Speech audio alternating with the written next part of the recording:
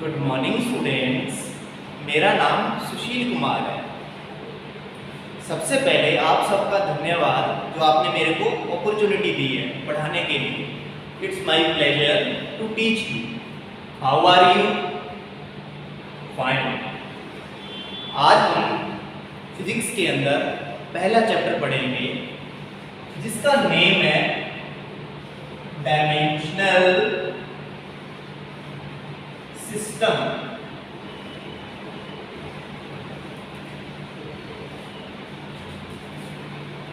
Dimensional system.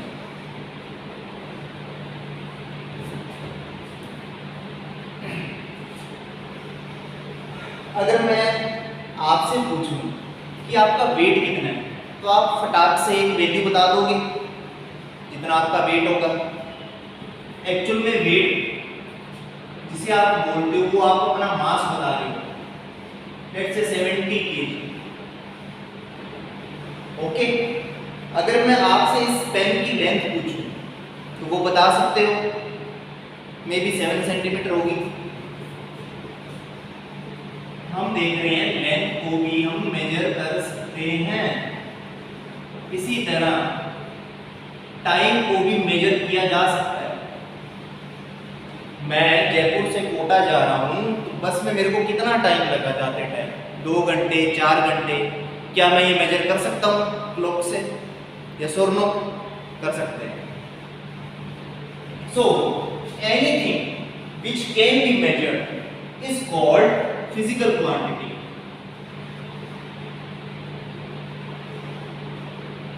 Physical quantity. Anything which can be measured is called a physical quantity. Examples आपके सामने लिख दिए हैं। मास, लेंथ, टाइम। क्या कुछ है आपके दिमाग में और भी? Speed, area, volume. क्या कुछ ऐसा भी है जिसे कुछ मेजर नहीं किया जा सकता? सोच के बताओ। अगर मैं कांटा लगा दूं आपके, सर मत लगा दूं, अगर मैं लगा दूं तो दर्द होगा। अगर दूसरा लगा दूं और ज्यादा दर्द होगा। अगर तीसरा लगा दूं तो और ज्यादा होगा। यानी आप ये तो बता सकते हो कम या ज्यादा है दर्द, ये नहीं बता सकते कि कितना दर्द है। अमाउंट नहीं बता सकते, वैल्यू नहीं बता सकते। So pain, pleasure, happiness, anger, fear, ये सब के सब फिजिकल क्वांटिटीज नहीं है। मास का एक सिंबल है m, लेंथ का एक सिंबल है l होता है यूजुअली, टाइम का t होता है। अपनी तरफ से वो है हमने लिए हैं। स्पीड का v होता है। डेंसिटी आती है आगे, पढ़ा है 9th क्लास में, ये रो, इसे वो बोलते हैं रो। एक चीज यहां से देख सकते हैं, जैसे एक फिजिकल क्वांटिटी के अंदर क्या क्या है? मास के अंदर दो चीजें हैं। एक न्यूमेरिकल वैल्यू है, दूसरा इसका यूनिट है। यस और नो? इस न्यूमेरिकल वैल्यू को हम मैग्नीट्यूड बोलते हैं। क्या बोलते हैं? मैग्नीट्यूड। और इस साथ में जो लगा है केजी, इसको हम यूनिट बोलते हैं। क्या बोलते हैं? यूनिट। तो किसी भी फिजिकल क्वांटिटी में दो चीजें होंगी, एक उसका मैग्नीट्यूड, एक उसका यूनिट। It's fine? ओके। अब हम टाइप्स पढ़ते हैं। इसकी टाइप्स बनाने के दो तरीके हैं। पहले एक तरीके की चर्चा करेंगे।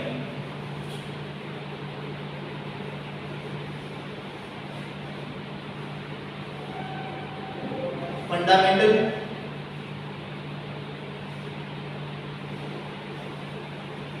derived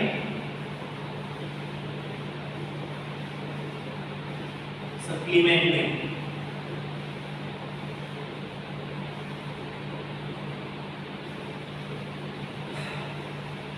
फंडामेंटल क्वांटिटीज क्या होती हैं?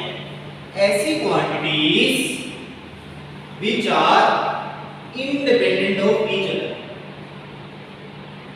independent of each other, इनको हम फंडामेंटल क्वांटिटी बोलते हैं। एग्जाम्पल, ये फंडामेंटल के अंदर चल रहा है, इसको यहाँ पे दोबारा लिख देता हूँ। पहला हो गया मास, छोटा एम लिख दूं सीधा। अगर मैं मेरा मास यहाँ का पूछूं तो आपको अपना हाइट बताने की जरूरत नहीं है, हाइट की नीड नहीं है, आपको टाइम देखने की जरूरत नहीं है, किसी और क्वांटिटी के ऊपर मास डिपेंड नहीं कर रहा। इसी तरह इस मार्कर की लेंथ जो है वो किसी और क्वांटिटी के ऊपर डिपेंड नहीं कर रही। ऐसा नहीं है कि अभी इसको 10 सेकंड के लिए मेजर करूंगा तो 10 मीटर आया है, अगर 100 सेकंड तक इसके साथ स्केल का के रखूंगा उसका लेंथ चेंज हो जाएगा। नहीं, ऐसा नहीं होगा। तो ये किसी और क्वांटिटीज के ऊपर डिपेंड नहीं कर रही, they are independent of each other. हमने अपनी मर्जी से चूज किया इनको, इनकी कंडीशन ये है, they should be independent. 4 quantities और भी हैं इसके अंदर, टेम्परेचर है, करंट है, वो 12th क्लास में पढ़े हैं, अभी आपके काम की 3। फिर उसके बाद में डिराइव्ड ऐसी quantities which depends on fundamental quantities, which depends on fundamental quantities, उसे हम बोलते हैं डिराइव। जैसे स्पीड, स्पीड क्या होती है थोड़ा सा देख लो। एक ऑब्जेक्ट है, एक जगह से चल के दूसरी जगह गया, जो उसने डिस्टेंस ट्रेवल किया और जो टाइम लगा उसका रेशियो होता है। डिस्टेंस भी क्या है, एन एंड लेंथ ही है। तो स्पीड क्या है, लेंथ पे डिपेंड कर रही है फंडामेंटल क्वांटिटी, टाइम पे डिपेंड कर रही है फंडामेंटल क्वांटिटीज। तो ये स्पीड अपना फंडामेंटल क्वांटिटी और सॉरी डिराइव्ड हो गया पहला एग्जांपल। उसके बाद में डेंसिटी, डेंसिटी क्या होता है, मास अपॉन वॉल्यूम V। अगर एक क्यूब की बात करें तो उसमें L क्यूब आ जाएगा। तो डेंसिटी क्या है, मास पे डिपेंड कर रही है यानी फंडामेंटल क्वांटिटी पे, लेंथ पे डिपेंड कर रही है।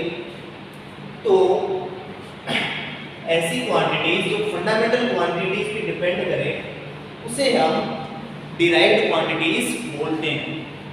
ठीक है, ऐसे और भी आएंगे आगे, फोर्स आएगा, मोमेंटम आएगा, टॉर्क आएगा, कपल आएगा, आपने यही तो पढ़ना है आगे 2 साल। तीसरा क्या है, सप्लीमेंट्री।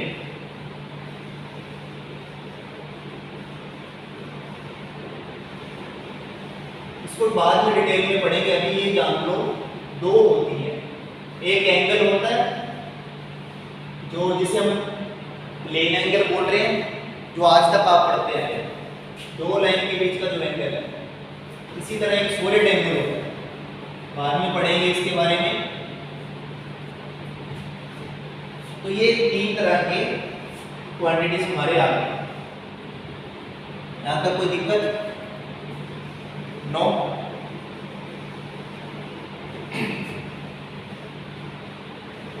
इसी में एक क्वेश्चन देखते हैं, आपको कितना समझ में आया। एक बच्चा उठ के बोलता है कि नहीं सर मैं तो साइंटिस्ट हूं, मैं आपने मास, लेंथ और टाइम लिया है फंडामेंटल क्वांटिटीज के अंदर, मैं ये नहीं लूंगा, मैं तो कोई और सेट बनाऊंगा। क्या बना सकता हूं? मैं बोलूंगा बना सकते हो, बट ये कंडीशन जो है ये वैलिड रहनी चाहिए, इंडिपेंडेंट होनी चाहिए एक दूसरे से। तो बना के देखते हैं। बच्चे ने बोला मास ले लिया, एक लेंथ ले लिया, एक वेलोसिटी ले लिया, वेलोसिटी यानी स्पीड ले लिया, स्पीड ले लिया। बच्चा बोलेगा क्या सर मैं इसको बना सकता हूं? चेक करते हैं। ये तो इंडिपेंडेंट है, ये भी इंडिपेंडेंट है। स्पीड जो है वो distance by time, and the end एक लेंथ अपॉन टाइम आता है। तो स्पीड क्या है? इसके ऊपर तो डिपेंड कर रहा है, यहाँ पे दिख रहा है, बट मास के ऊपर डिपेंड नहीं करता। ये वाला एक पे करे कोई दिक्कत नहीं है, कम से कम एक के ऊपर डिपेंड नहीं करना चाहिए, इसके ऊपर तो नहीं करना। तो ये वाला सिस्टम क्या है, चल जाए। उसके बाद में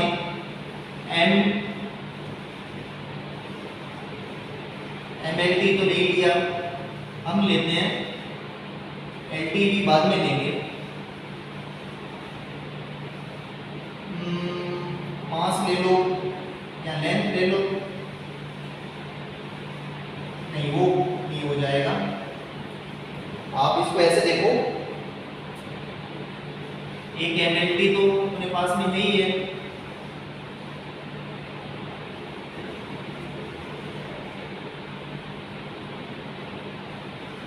मास की जगह L की जगह B ले लो, T ले लो। क्या सर मैं ये सेट ले सकता हूं?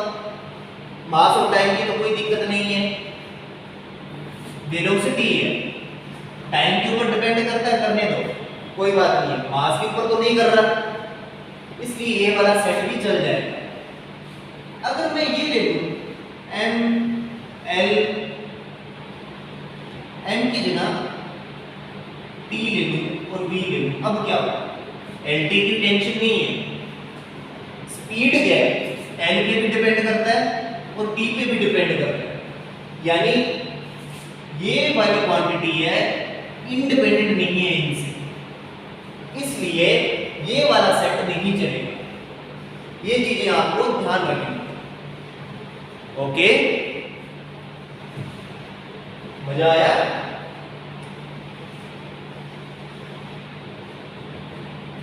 अभी एक क्वेश्चन और है मेरा आपसे, जिससे मुझे पता चलेगा आपको कितना समझ में आ रहा है।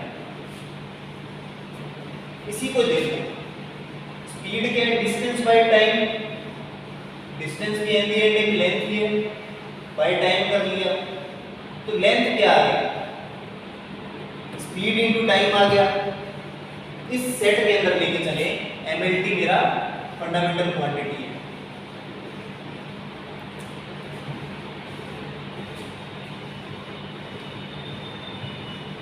सर लेंथ तो टाइम और स्पीड के ऊपर डिपेंड कर रहा है, आप बोल रहे हो कि ये लेंथ जो है इंडिपेंडेंट क्वांटिटी है, ये कॉन्ट्राडिक्शन क्यों हो रहा है, ये उलझन क्यों हो रही है? देखते हैं इसको। हमारा एम क्या है? लेंथ अगर फंडामेंटल क्वांटिटी है तो वो अलग अलग, देखते हैं इसको,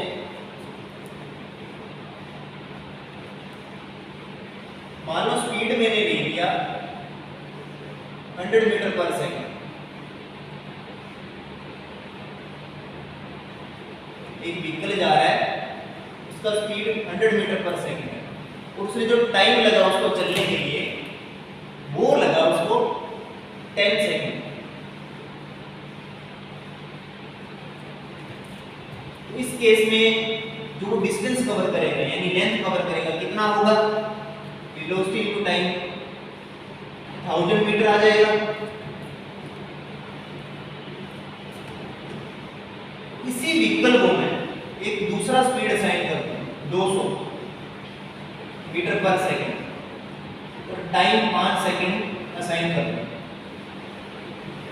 तो लेंथ कितना है जो डिस्टेंस कवर कर रहा है, वेलोसिटी इनटू टाइम 200 गुना 5 अगेन 1000 मीटर। देख रहे हो दो डिफरेंट सिचुएशन लिए तब भी मेरा लेंथ सेम आया, यानी लेंथ मेरा जो है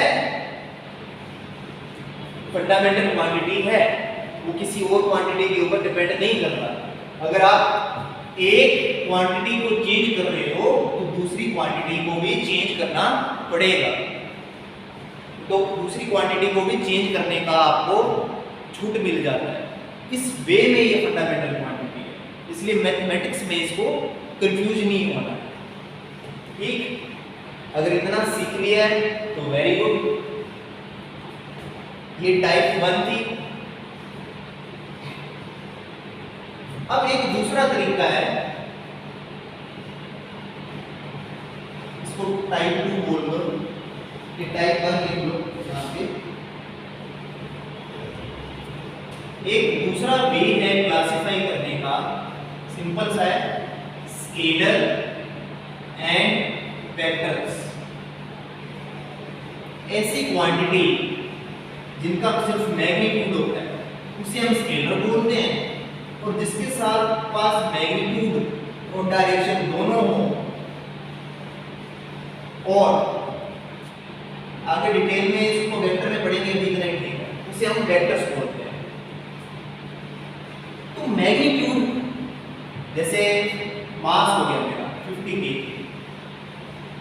इसके अंदर कोई डायरेक्शन नहीं बतानी पड़ती कि मैंने ईस्ट डायरेक्शन में जाके मैंने अपना मास देखा, कोई रोल नहीं है डायरेक्शन का। टाइम देख रहे हो घड़ी में, तो आपको कोई खास दिशा में जाके नहीं देखना पड़ता, दिशा को बताने की जरूरत नहीं है टाइम के लिए, टाइम मेजर करने के लिए, यानी सिर्फ यहाँ पे मैग्नीट्यूड है, कोई डायरेक्शन नहीं है। Vector quantities force, velocity, acceleration, ये सब की सब ऐसी क्वांटिटी है जिनका मैग्नीट्यूड भी होता है और जिनकी डायरेक्शन भी होती है। इनको डिटेल में आगे देखेंगे, अभी के लिए सिर्फ इंट्रोडक्टरी है। इतना ठीक है? ओके, कोई दिक्कत हो तो पूछो, इरेज कर दो, नोट कर लिया?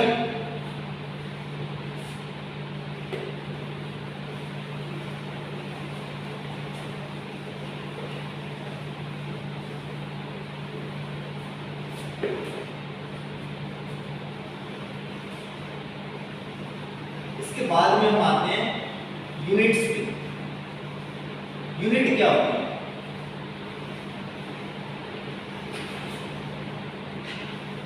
देखो, fix quantity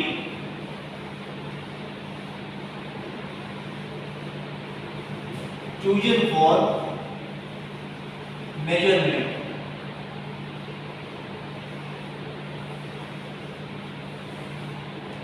is called a unit। कैसे समझें इसको? दिस इज मार्कर की या बेंच की या किसी भी चीज की लेंथ मेजर कर रहे हो सेंटीमीटर वाले स्केल से, तो सेंटीमीटर के स्केल में आपने देखा होगा इस तरह की मार्किंग होती है, 0 1 2 3 4। ये जो है, ये कोई भी स्केल उठा लो, ये वाली जो लेंथ है ये वाली चेंज नहीं करेगी 1 सेंटीमीटर, 1 सेंटीमीटर वाली लेंथ चेंज नहीं करेगी, ये फिक्स रहेगी। जो चीजें मेजर कर रहे हैं उनकी लेंथ चेंज कर सकती है। इस फिक्स क्वांटिटी को भी हम यूनिट बोल रहे हैं। अगर पेन की लेंथ 20 सेंटीमीटर है, इसका मतलब है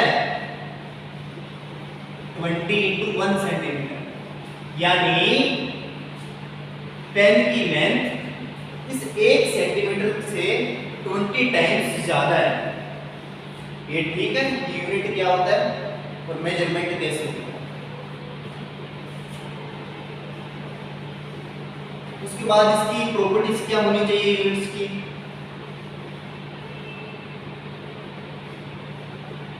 पहला तो क्या है, इनवेरिएबल होना चाहिए।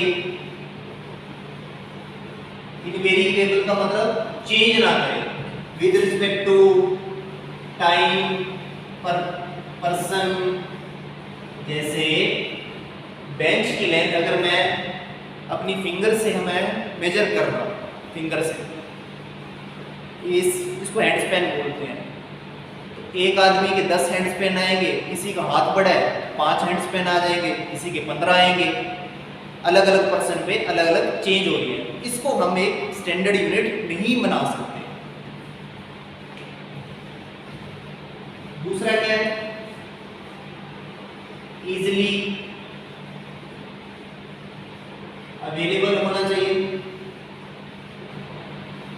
जैसे घर में फिट यूज होता है, जो फर्नीचर वगैरह के लोग होते हैं, अगर उनको वो मिले ना, हम मान लो कि मिलीमीटर वाला कुछ मेजर करना है, वो इजीली अवेलेबल नहीं होता, कुछ लोगों के पास में होता है।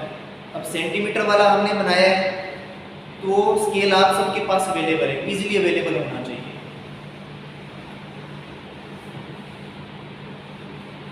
और इजीली यूजेबल भी होना चाहिए। ये है यूनिट्स के बारे में। आगे types of units.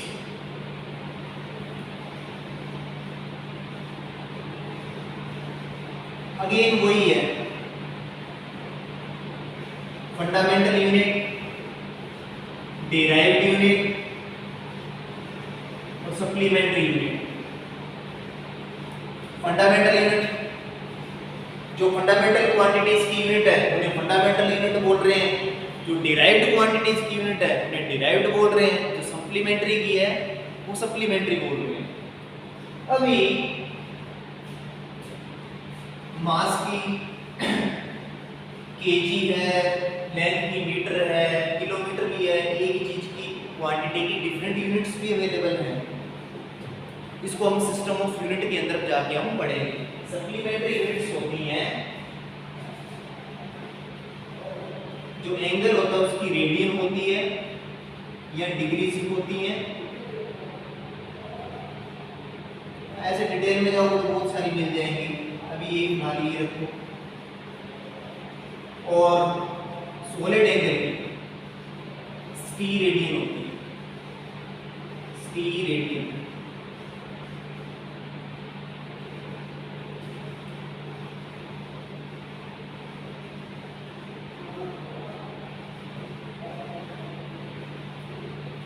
Types of units cover करने के बाद में हम पढ़ते हैं system of units. System of units, system of units. ये 200-300 साल पहले स्टार्ट हुआ था। कुछ लोग बैठे, उन्होंने बोला कि लेंथ का यूनिट ये रखेंगे, सेंटीमीटर या मीटर या फिट वगैरह, ये सब डिसाइड हुआ। उन लोगों ने क्या किया, 3 क्वांटिटी चूज की, लेंथ, टाइम, लेंथ, मास और टाइम, 3 क्वांटिटीज चूज की और उसके कोरस्पॉन्डिंग एक एक यूनिट असाइन कर दिया। हमारे पास में जो यूनिट्स आए उसे हम बोलते हैं सिस्टम ऑफ यूनिट। पहला है एफपीएस। इसने क्या किया, लेंथ का यूनिट रखा फुट, मास का रखा पाउंड, टाइम का रखा सेकेंड। ठीक। दूसरा सीजीएस, इन्होंने लेंथ का यूनिट सेंटीमीटर, मास का यूनिट ग्राम और सेकंड ही रखा टाइम का। फिर आया एमकेएस, इसने मीटर रखा लेंथ का, इसने मास का केजी रखा, टाइम का सेकंड रखा। ये जो सेट आया मीटर, केजी और सेकंड का, इसे हम एमकेएस सिस्टम बोलते हैं। यही जाके बाद में एसआई सिस्टम में कन्वर्ट होगा। मैं इसको लिख देता हूं एक बार के लिए। ये क्वांटिटी है, ये उसका एसआई यूनिट है। एसआई यूनिट का मतलब है international system of unit system.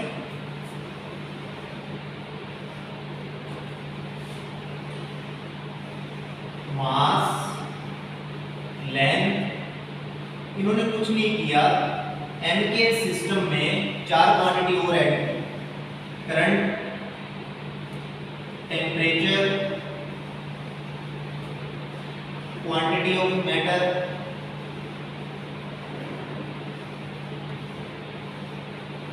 और लास्ट में ल्यूमिनस इंटेंसिटी। इनके बारे में घबराने की जरूरत नहीं है, ये 12th में आओगे वैसे वैसे क्लियर होता जाएगा। ये 4 का इसमें इसका केजी वही रखा सारा, मीटर, सेकंड, करंट का इन्होंने एम्पियर रखा। पढ़ेंगे इनके बारे में, अभी नहीं टेंशन, अभी बस देख लो। इसका केल्विन रखा, याद रखो टेम्परेचर का यूनिट तो सेंटीग्रेड भी होता है, फ़ारेनहाइट भी होता है, ऐसे ही के अंदर हमने इसको जगाना। इसका क्वांटिटी ऑफ मैटर में मोल्स हैं, इसकी कैंडला है। ये ठीक है आप लोगों के लिए, ये अपना हो गया एसआई सिस्टम। इतना ठीक है, बोलो।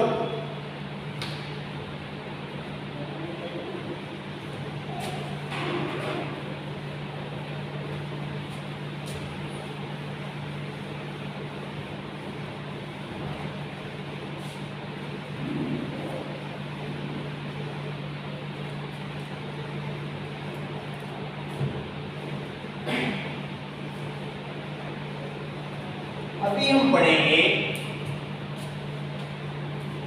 डायमेंशंस के बारे में। डायमेंशंस,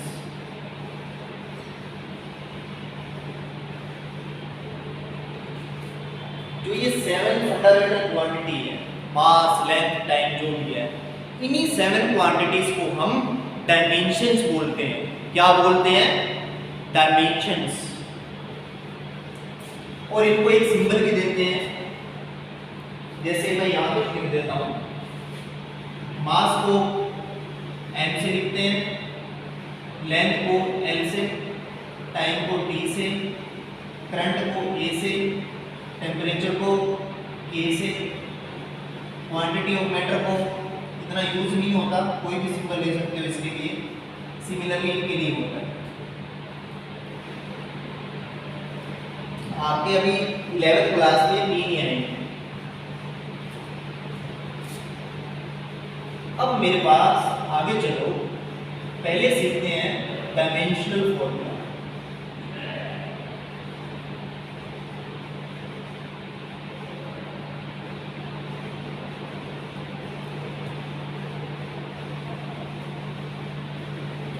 जैसे मास है, मास को छोटे m से लिखते हैं। जब इसको स्क्वायर ब्रैकेट में लिख देते हैं तो ये डायमेंशनल फॉर्मूला बनने के लिए रेडी है। मास छोटा m सिंबल होता है, जो हम अलग अलग केसेस में यूज करेंगे। डायमेंशनल फॉर्मूला इसका क्या बनेगा? Capital M। मास को m से लिखते हैं, ऐसे ही आ जाएगा। ये हमारे पास जो एक्सप्रेशन आया है, ये डायमेंशनल फॉर्मूला है।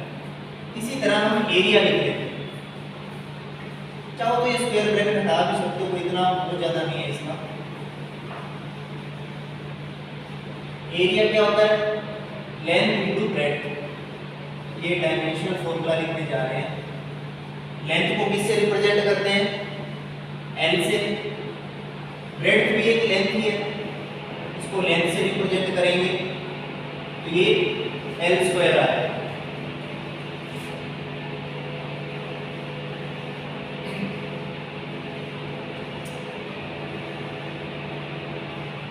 एरिया का डायमेंशनल फॉर्मूला जो आएगा ये L स्क्वायर आएगा। इस तरह हम लिखेंगे ये ठीक है। इसको और ज्यादा करेक्ट करके लिखना है तो ऐसे लिख सकते हो, m raise to power 0 l raise to power 2 t raise to power 0। किसी चीज की पावर 0 हो, x रेज़ टू पावर 0 तो 1 आएगा, मल्टीप्लाई में 1। इसका थोड़ा सा आगे दोबारा टच लेंगे, उसमें ये चीज काम आएगी, इसलिए मैंने पहले लिखा। तीसरा वॉल्यूम ले लो। वॉल्यूम क्या होता है? क्यू भी ले लो, सिलेंडर भी ले सकते हो, कोई दिक्कत नहीं है। LBH length breadth height, length को हम L से लिखते हैं, ब्रेड्थ को, ये भी एक लेंथ है, हाइट भी लेंथ है, तो ये क्यूब आ गया। ये इसका डायमेंशनल फॉर्मूला आ गया। अभी आगे जाके तुम ब्रैकेट्स अपना हटा सकते हो न्यूमेरिकल्स करने के लिए, कोई दिक्कत नहीं है। ये बोर्ड के अंदर रिप्रेजेंटेशन के लिए जरूरी होता है। लेंथ ब्रेड्थ हाइट हो गया। आगे स्पीड देखें। अब ये वॉल्यूम है यहाँ पे भाई, अभी स्पीड देख रहे हैं यहाँ पे।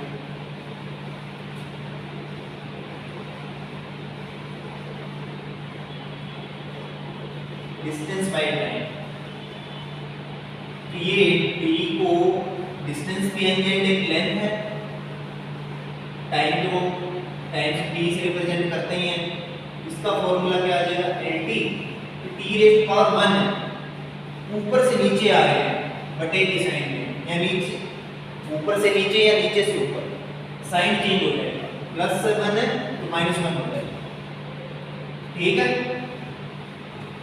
ये स्पीड आ गई। पांचवा एक्सेलरेशन। एक्सेलरेशन ए से रिप्रेजेंट करते हैं। ये क्या होता है? Change in velocity upon time. करोगे खुद,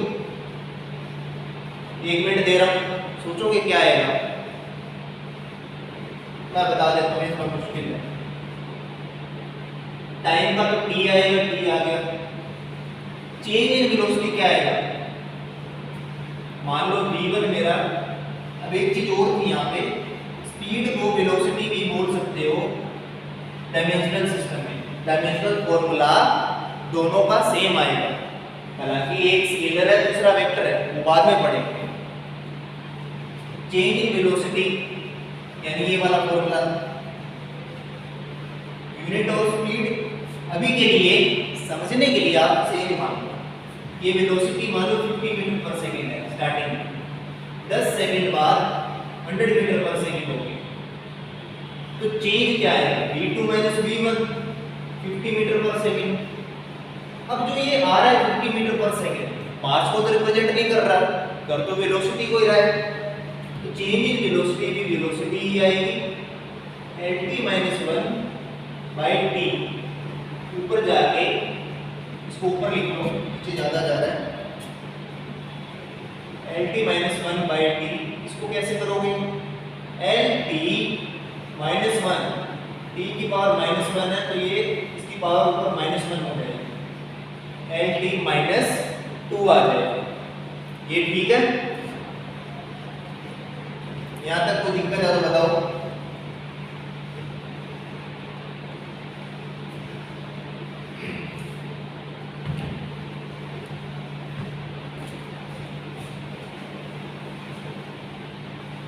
अगर इतना समझ में आ गया है तो बस एक लास्ट डेफिनेशन और देख लो। डायमेंशनल फॉर्मूला देख लिया। अभी अभी मैंने डायमेंशन को बताया था, 7 क्वांटिटीज को ही बोलते हैं। एक दूसरा भी है इसको बताने, जैसे मेरा वेलोसिटी का डायमेंशनल फॉर्मूला है lt माइनस 1, इसको मैं ऐसे लिख लूं m raise to power 0 lt minus 1। इसको हम ऐसे बोलेंगे, वेलोसिटी हैज, ये जो एक पावर्स आ रही है, इन पावर्स को ही डायमेंशन बोलते हैं, पावर्स को ही डायमेंशन बोलते हैं। एक वे ये भी अपनाएंगे, जैसे इसको ऐसे बोलेंगे, velocity has 0 dimension in mass, 1 dimension in length, -1 dimension in time, power को ही डायमेंशन बोलते हैं। क्या इतना क्लियर है? नोट डाउन करो।